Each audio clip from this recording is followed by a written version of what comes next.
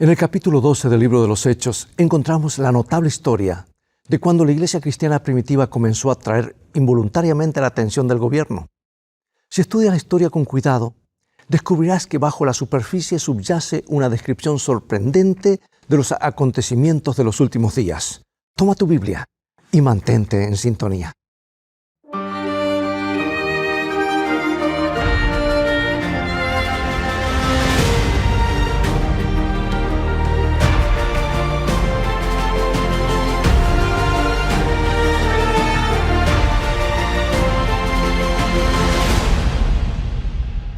La iglesia cristiana fue un movimiento impopular desde sus comienzos. Y desde una perspectiva estrictamente humana, es fácil advertir el porqué. Después de siglos de existencia como nación, el pueblo de Israel era especialmente sensible a todo lo que pudiera considerarse como un desvío de la sólida fe de sus padres. Es que habían sufrido en el pasado las consecuencias de haberse apartado de la fe y no se habían olvidado de las lecciones de la ocupación de los asirios y de la cautividad babilónica. Eso estaba fresco en sus mentes. Por eso, cuando les dio la impresión de que estaban tomando forma un nuevo movimiento religioso, los dirigentes de la época se pusieron más que un poco nerviosos. A menos, esa es la explicación que podrían haber dado si, retrocediendo en el tiempo, le preguntáramos por qué fueron tan duros con la iglesia primitiva. Aunque en realidad es posible que se debiera más a que su control absoluto sobre el pueblo se veía amenazado por una iglesia que sacaba el corazón del pueblo fuera del formalismo para llevarlo a un Dios que quería tener una relación significativa con ellos. Jesús había llegado al meollo del problema cuando les advirtió a sus discípulos que los poderes religiosos de la época tratarían de sacárselos de encima. Escucha lo que dice en San Juan capítulo 16, versículos 2 y 3. Os expulsarán de las sinagogas, y aún viene la hora cuando cualquiera que os mate pensará que rinde servicio a Dios. Y harán eso porque no conocen al Padre ni a mí. Ahí está el verdadero problema. Según nos dice Jesús, era que los dirigentes religiosos de sus días no conocían a Dios. ¿No es una paradoja, dirigentes religiosos que no conocen a Dios? Sabían mucho de la historia de su religión y regían sus vidas por un código moral estricto, pero podría decirse que esos hechos y cifras era todo lo que tenían. El Dios que había inspirado la fe de sus padres no encontraba lugar en sus corazones. Entonces, cuando vino Jesús, Dios en la carne, no fueron capaces de reconocerlo. Justamente al comienzo de su evangelio, San Juan nos dice claramente cuál era el problema. San Juan 1, 10 y 11. En el mundo estaba y el mundo por él fue hecho, pero el mundo no le conoció. A lo suyo vino y los suyos no lo recibieron. Es un problema que aún aflige a la iglesia cristiana en la actualidad, ¿verdad? Por un lado tienes a los que aman la filosofía cristiana y de la práctica de la religión obtienen una gran satisfacción personal. Y por el otro tienes personas que aman las mismas cosas, pero que además conocen al Salvador personalmente. Y por ello su experiencia religiosa tiene un punto focal que los mantiene en equilibrio y adecuadamente motivados. De todos modos, la iglesia primitiva enfrentó un problema sencillo. Los que ocupaban las más altas posiciones religiosas en Jerusalén no podían reconocer la mano de Dios en las enseñanzas de Jesús y propiciaron un movimiento popular contra la iglesia. Y con el tiempo, las raíces del odio hacia los cristianos se expandieron de pueblo en pueblo a los gobernantes y luego esto nos lleva al capítulo 12 de Hechos. Y en este fantástico capítulo, el gobierno empieza la matanza de cristianos. Comencemos por el primer versículo de Hechos capítulo 12, versículos 1 al 3. En aquel mismo tiempo el rey Herodes echó mano a algunos de la iglesia para matarles, y mató a espada a Jacobo, hermano de Juan, y viendo que esto había agradado a los judíos, procedió a prender también a Pedro. Ahora bien, quiero que notes esta secuencia de eventos. La furia asesina de Herodes contra la iglesia cristiana fue incitada por la voluntad del pueblo. Y cuando lleguen los momentos finales sobre este planeta, y yo creo que ya estamos en los momentos finales, acercándonos rápidamente, se repetirá el mismo patrón. Porque en Apocalipsis capítulo 13 hay dos poderes fundamentales que acarrean tribulación sobre la iglesia de los últimos días. La primera y la segunda bestia. Pero no se trata de dictadores aislados que operan por sí mismos, y algunos tienen la idea de que es un anticristo, es una persona. Es todo un sistema. Por el contrario, la Biblia da la impresión de que estarán montados sobre una ola de popularidad. Mira lo que dice el mismo Apocalipsis, capítulo 13, 3 y 4. Vi una de sus cabezas como herida de muerte, pero su herida mortal fue sanada, y se maravilló toda la tierra en pos de la bestia, y adoraron al dragón que había dado autoridad a la bestia, y adoraron a la bestia diciendo, ¿quién como la bestia? ¿Y quién podrá luchar contra ella? A pesar de todo lo que las películas de Hollywood puedan mostrar, el anticristo de los últimos días no trabajará aisladamente. Antes de que pueda derramar su ira sobre la iglesia cristiana, recibirá el apoyo popular de todo el mundo. Por eso en Hechos 2 encontramos a Herodes respaldado por la aprobación del público en general, y cuando asesinaba a Santiago y arrojaba a Pedro a la prisión, allí estaba el público detrás que empujaba a este líder. Continuamos leyendo la historia al versículo 4 de Hechos capítulo 12. Vamos a leer los versículos 4 y 5. Y habiéndole tomado preso, le puso en la cárcel, entregándole a 4 grupos de 4 soldados cada uno, para que le custodiasen, y se proponía sacarle al pueblo después de la Pascua. Así que Pedro estaba custodiado en la cárcel, pero la iglesia hacía sin cesar oración a Dios por él. Ahora, amados, lo que le sucedió a Pedro bajo la autoridad de Herodes tiene una sorprendente semejanza con lo que sucederá a la iglesia de Dios en los últimos días. Aunque algunas personas te dirán que la persecución es cosa del pasado, la Biblia nos dice muy claramente que justo antes de la venida de Jesús vamos a pasar por algunas turbulencias. Y en ninguna parte se lo describe más vividamente que en los versículos finales de Apocalipsis 13. Mira lo que dice la palabra de Dios, hablando de esa segunda bestia. Y al decir bestia no hablamos en términos despectivos. La Biblia menciona bestia como poderes, entidades, ¿verdad? Apocalipsis 13, 15 al 17. Y se le permitió infundir aliento a la imagen de la bestia, para que la imagen hablase e hiciese matar a todo el que no la adorase. Y hacía que a todos, pequeños y grandes, ricos y pobres, libres y esclavos, se le pusiese una marca en la mano derecha o en la frente, y que ninguno pudiese comprar ni vender, sino el que tuviese la marca o el nombre de la bestia o el número de su nombre. Amigos, esto es suficiente para que te corra un escalofrío por la espalda, especialmente si no sabes cómo termina la historia.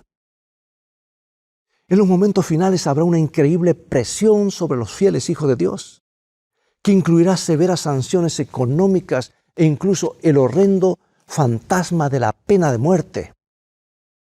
Si la historia del encarcelamiento de Pedro es un presagio de estos acontecimientos, tal como lo creo, tenemos en ella un mensaje importante. En los momentos finales, en el punto más crítico, el pueblo de Dios le dedicará mucho tiempo a la oración. Y en Daniel 12 descubrimos que esas oraciones serán respondidas. Escucha esta profecía sorprendente, Daniel 12:1. En aquel tiempo se levantará Miguel, el gran príncipe que está de parte de los hijos de tu pueblo, y será un tiempo de angustia cual nunca fue desde que hubo gente hasta entonces. No caben dudas al respecto.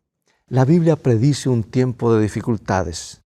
De hecho, algunos estudiosos de la Biblia lo llaman el tiempo de angustia de Jacob, por una referencia que se encuentra en el capítulo 30 de Jeremías, donde se utiliza ese nombre. Describen un tiempo de angustia tan grande como no hubo jamás. Pero antes de que perdamos la esperanza, deberíamos señalar que todas estas profecías, a pesar de ser aleccionadoras, no terminan con una nota de pesimismo, no. Déjame que te muestre lo que quiero decir, comenzando con las palabras que siguen en el versículo de Daniel, después de Daniel 12:1. Será tiempo de angustia cual nunca fue desde que hubo gente hasta entonces, pero en aquel tiempo será libertado tu pueblo, todos los que se hallen escritos en el libro. ¿Puedes verlo? Aquí está. Según la Biblia, este tiempo de tribulación, la crisis final, no es el final del pueblo de Dios en los últimos días. En realidad, antes de que la crisis termine, serán liberados milagrosamente. Algo que también se menciona en Jeremías. Escucha esto, Jeremías capítulo 30, versículo 7. Ah, cuán grande es aquel día, tanto que no hay otro semejante a él. Tiempo de angustia para Jacob, pero de ella será librado. Bueno, aunque unamos todas las partes, ¿cómo se relaciona esto con la historia de Pedro en la prisión? Bueno, volvamos a Hechos capítulo 12. La Biblia, es lindo comparar versículo con versículo, ¿verdad? Así se va a estudiar la Biblia. Volvamos a Hechos 12 y presta atención a lo que sucede después. Versículos 6 y 7. Y cuando Herodes le iba a sacar, aquella misma noche estaba Pedro durmiendo entre dos soldados, sujeto con dos cadenas, y los guardas delante de la puerta custodiaban la cárcel. Y he aquí que se presentó un ángel del Señor, y una luz resplandeció en la cárcel. Y tocando a Pedro en el costado le despertó diciendo, levántate pronto. Y las cadenas se le cayeron de las manos. Los paralelos son demasiado asombrosos como para obviarlos. Hay un decreto de muerte contra el pueblo de Dios que se gesta en el odio encendido en el público en general, y justo cuando parece que las cosas no pueden ir peor, un ángel libera a Pedro en el último momento, la noche anterior a su ejecución. Bien, no deberíamos tomar esta historia muy livianamente, ¿sabes? Porque tú y yo estamos por enfrentar los momentos finales. Jesús lo dijo y Él siempre dice la verdad. Cuando las cosas se pongan difíciles y nos encontremos viviendo los últimos versículos de Apocalipsis 13, será importante recordar que no durará para siempre. En la profundidad de la noche, cuando la iglesia atraviese por su propia visión, versión como ha sido mostrado en la visión a San Juan, la propia versión del jardín del Getsemaní, que tenga que sufrir sola y la situación sea tan intensa que nos sintamos tentados a pensar que Dios nos ha abandonado, en ese momento llegará la liberación. Oh, Jesús lo dijo en estas palabras en San Mateo, capítulo 24, versículo 30. Entonces aparecerá la señal del Hijo del Hombre en el cielo, y entonces se lamentarán todas las tribus de la tierra, y verán al Hijo del Hombre viniendo sobre las nubes del cielo con poder y gran gloria. Y enviará a sus ángeles con gran voz de trompeta, y juntarán a sus escogidos de los cuatro vientos, desde un extremo del cielo hasta el otro. Es igual que la historia de Pedro. Cuando el reloj profético se aproxime a la medianoche y parezca que todo está perdido, será entonces que lo veremos, una nubecilla en el horizonte que se irá agrandando minuto a minuto. Y cuando el mundo comienza a temblar de pavor y las montañas comiencen a hundirse y los elementos estén ardiendo, como dice San Pedro, a nuestro alrededor, el pueblo de Dios levantará sus cabezas y comprenderá lo que está sucediendo. Jesús habrá regresado por fin. Amados, el final de la historia no nos deja lugar a dudas. Pero a su vez la historia de Pedro tiene un mensaje importante sobre la supervivencia en momentos finales. Presta atención a un pequeño detalle que es fácil de pasar por alto en una primera lectura. Escucha Hechos 12:6. Dice, y cuando Herodes le iba a sacar, aquella misma noche estaba Pedro durmiendo entre dos soldados, sujeto con dos cadenas, y los guardas delante de la puerta custodiaban la cárcel. Bueno, no sé cómo lo ves tú. Para mí parece sorprendente. Lo primero que harán los guardias por la mañana será llevar a ese discípulo de Jesús al patíbulo, donde una multitud sedienta de sangre gritará entusiasmada cuando la hoja de acero de la espada del verdugo separe la cabeza de Pedro de su cuerpo. El mayor temor de cualquier persona está a punto de ocurrirle, y sin embargo, la noche anterior, aunque está irremediablemente encadenado a dos soldados, Pedro puede conciliar el sueño. Me parece esto realmente increíble. ¿Cómo es posible que un hombre sobre cuya cabeza pende un problema tal pueda quedar dormido?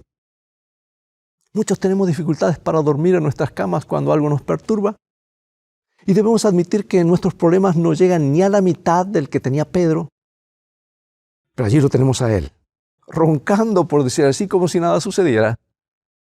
La pregunta que me emerge es, en forma natural, ¿por qué? O quizá debemos preguntarnos, ¿cómo? ¿Cómo puedes tener una noche de buen sueño aun cuando el mundo esté colapsando a tu alrededor? Y antes que me digas que Pedro era algo así como un supersanto, no olvides que era el mismo hombre que jamás se callaba la boca. Apártense de Jesús, no tiene tiempo para atender a los niños. Hace promesas apresuradas, con la cabeza caliente, sin pensar en lo que dice, hablaba y luego pensaba. Es el mismo Pedro que negó a Jesús 3 veces. Tú eres uno de los que estaban con Jesús, le dijo la mujer. No sé de qué me hablas, contestó Pedro. Vi a este hombre con Jesús en Nazaret. Pedro contestó, ni siquiera lo conozco. Alguien dice, eres uno de ellos, tu acento te delata. Y Pedro responde, te dije que no lo conozco. Es el mismo Pedro que se hundió en las aguas del lago cuando apartó sus ojos de Jesús. Por eso no me parece que sea candidato a la supersantidad, pero a su vez es posible que justamente sus acontecimientos lo hayan preparado para este momento. Es posible que todas esas vivencias le hayan permitido comprender que él no podía resolver por sí mismo ninguno de sus problemas, los problemas que le planteaba la vida. Es posible que la mirada de Jesús a través del patio en el que era juzgado, la noche en que lo negó, le haya permitido comprender que Jesús era lo más grande que le había sucedido en la vida y no a la inversa. Quizá necesitó 3 negaciones al Hijo de Dios para ver la fealdad que está escondida en el fondo del corazón humano. Quizá necesitó que Jesús lo llamara por segunda vez en las costas de Galilea, después que trataba de seguir con su vida anterior.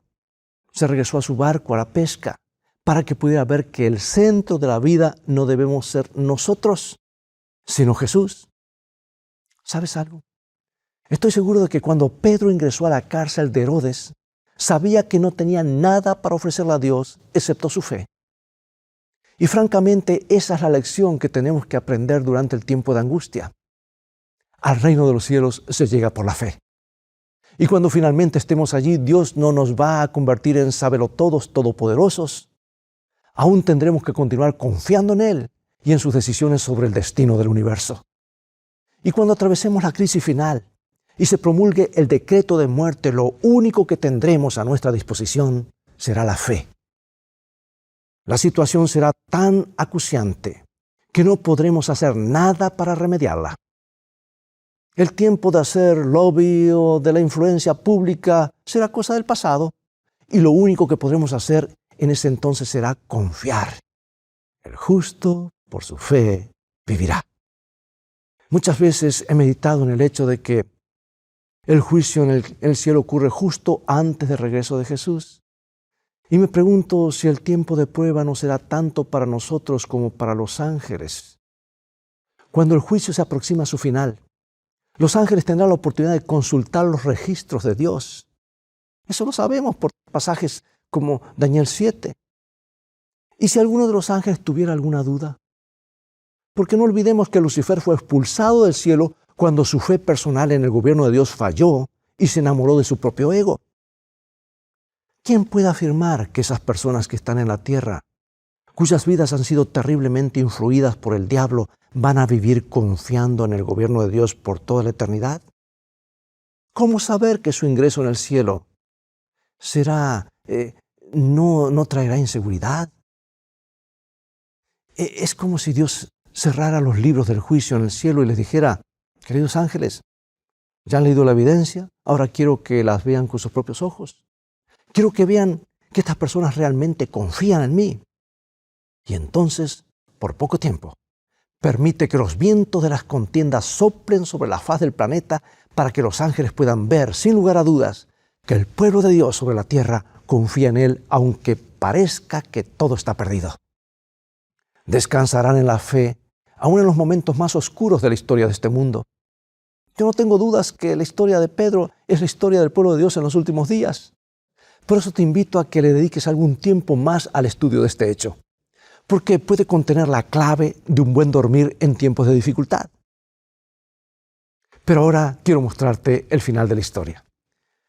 La Biblia dice que Por la mañana los guardias descubrieron que Pedro se había ido y no pudieron encontrarlo. El pánico cundió en la prisión porque sabían que cuando Herodes se enterara, les iba a hacer pagar con sus propias vidas. Y esto es exactamente lo que sucedió. Esto es lo que narra la Biblia, Hechos 12, 18 y 19. Luego que fue de día, hubo no poco alboroto entre los soldados sobre qué había sido de Pedro. Mas Herodes, habiéndole buscado sin hallarle, después de interrogar a los guardas, ordenó llevarlos a la muerte. Cuando llegue el fin, amigos y amigas, cuando llegue el fin y nuestro planeta cruce la línea de llegada, habrá muchos que no estarán preparados para el regreso de Jesús. Y la Biblia dice que levantarán los ojos y lo verán, y no reaccionarán como los que conocen a Jesús, sino todo lo contrario. La Biblia dice que tendrán pánico. Mira lo que dice Apocalipsis capítulo 6, versículos 14 al 17. Y el cielo se desvaneció como un pergamino que se enrolla, y todo monte y toda isla se removió de su lugar. Y los reyes de la tierra, y los grandes, los ricos, los capitanes, los poderosos, y todo siervo y todo libre, se escondieron en las cuevas y entre las peñas de los montes, y decían a los montes y a las peñas: caed sobre nosotros y escondednos del rostro de aquel que está sentado sobre el trono y de la ira del Cordero. Porque el gran día de su ira ha llegado. ¿Quién podrá sostenerse en pie? Sí, en el curso de la historia humana, jamás hubo ni habrá una tragedia mayor. Y a través de las edades, la voz de Cristo nos ha invitado a formar parte del reino de Dios. La puerta de la misericordia divina ha estado abierta de par en par, gracias a la sangre de Cristo. El mensaje de la Biblia ha sido absolutamente claro, y el reloj profético no ha fallado jamás al marcar los tiempos. Pero a pesar del amor de Dios, a pesar de sus esfuerzos por salvarnos, muchos deciden hacer las cosas a su manera. Pero entonces llega el momento tan esperado. Levantan la vista y ven a Jesús venir y saben que lo han rechazado.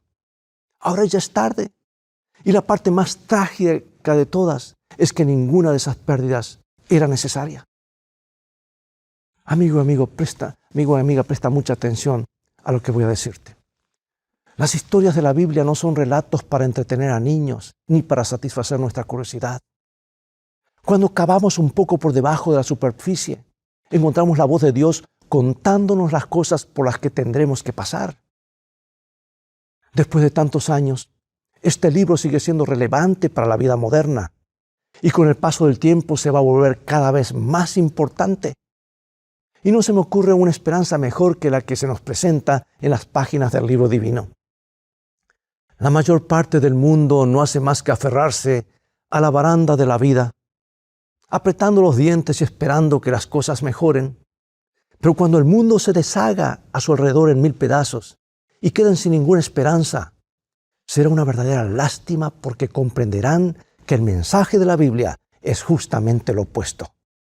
La Biblia nos muestra el futuro con honestidad, sin edulcorar los tiempos difíciles que tendremos por delante, pero a la vez nos presenta la esperanza de todas las épocas. Jesús vendrá otra vez y al saberlo, todos podemos dormir tranquilamente. Al final de la historia de Pedro, el instigador de todos sus males pierde la vida. El relato dice que por algún tiempo Herodes pretendió ser una suerte de Dios, pero terminó siendo comido por los gusanos. Y eso es exactamente lo que le sucederá a Lucifer, según nos cuenta Ezequiel 28.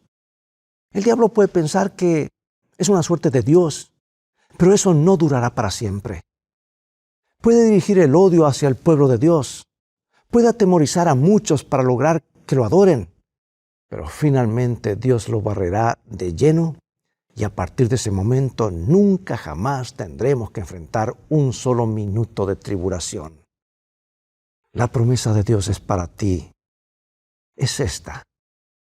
Cuando esta situación termine, va a sacar todas las lágrimas, las va a enjugar, las va a secar, las eliminará, todas las lágrimas que hayas derramado, y te dará la garantía maravillosa que se encuentra en Nahum, capítulo 1, versículo 9. no tomará venganza 2 veces de sus enemigos. O como dicen otras versiones, la aflicción no surgirá por una segunda vez. Las tormentas de la vida, las preocupaciones que te quitan el sueño por las noches van a durar un poco más, nada más, pero tu relación con Jesús durará para siempre. Por eso tengo una pregunta para hacerte. ¿Qué es lo que te impide aceptar a Cristo?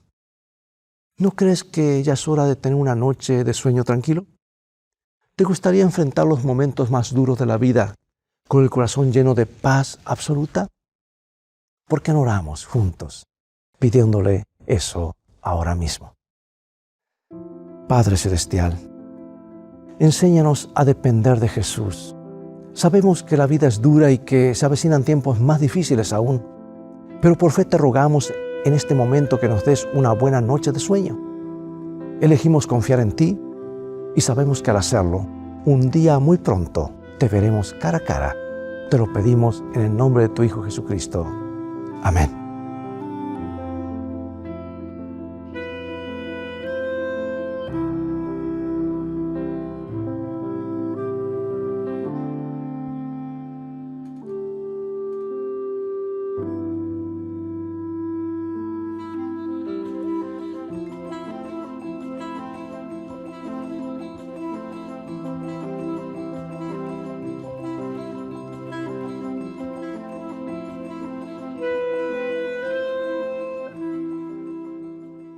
Amigo y amiga, te doy una cordial bienvenida a este estudio interactivo de la Biblia producido por el Ministerio Escrito Está. Espero que sea de bendición para tu vida.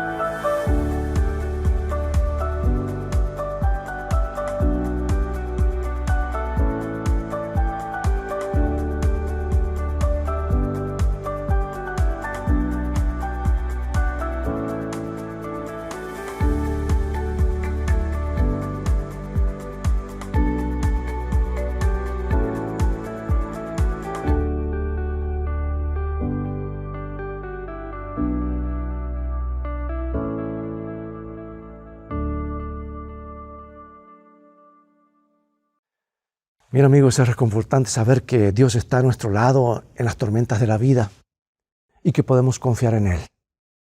Es todo el tiempo que tenemos por hoy. Ha llegado una vez más el momento de despedirnos. Te invito a continuar estudiando los mensajes de esperanza de la Palabra de Dios. Visítanos en nuestro sitio de internet escritoestá.org, donde podrás obtener gratis una variedad de estudios bíblicos que te ayudarán en tu caminar diario con Dios. Dios te bendiga y te guarde. Y recuerda, escrito está, no solo de pan vivirá el hombre, sino de toda palabra que sale de la boca de Dios.